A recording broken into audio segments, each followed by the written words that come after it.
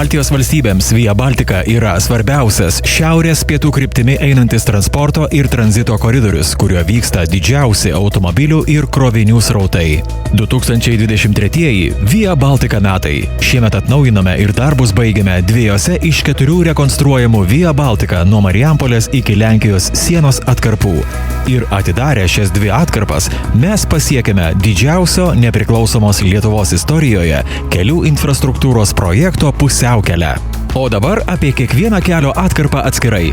Prasidėję vasarą, šiuo metu darbai intensyviai vyksta pirmojoje šio kelio atkarpoje. Tai ilgiausia ir techniškai sudėtingiausia rekonstruojama Via Baltica atkarpa, kurios modernizavimą planuojama užbaigti kitąmet. Pabaigus darbus važiuosime beveik 16 km ilgio 4 juostų automagistrale su plačia infrastruktūra. Čia bus pastatyti 5 viadukai, 4 tiltai, 3 tuneliai, 10 žiedinių sankryžų, 45 jungiamieji keliai ir pirmoji Lietuvoje tokio dydžio ir aukščiausių modernumo standartų automobilių stovėjimo ir poilsio aikštelė. Kol grandioziniai darbai vyko pirmojoje atkarpoje, spalį baigėme ir iškilmingai atidarėme antrąjį Via Baltica daugiau nei 6 km ilgio kelio ruožą, kuris pasikeitė neatpažįstamai.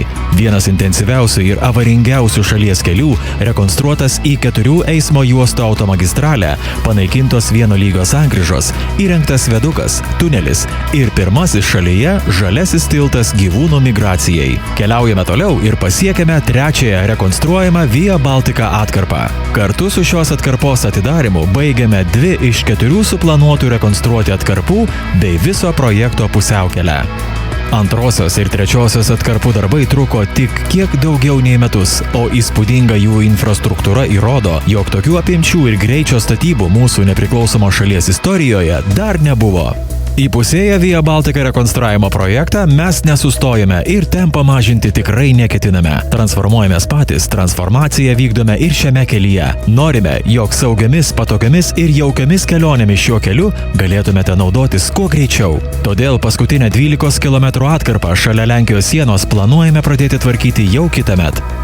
Čia bus pastatyti 2 tiltai, 3 tuneliai, 3 tuneliniai praėjimai gyvūnams, 1 žaliasis tiltas gyvūnų migracijai ir net 10 žiedinių sankryžų. Bendras Via Baltica nuo Marijampolės iki Lenkijos sienos ilgis apie 40 km. Tai didžiausi kelių infrastruktūros statybos darbai nepriklausomos Lietuvos istorijoje, kuriuos planuojama baigti 2025 metais.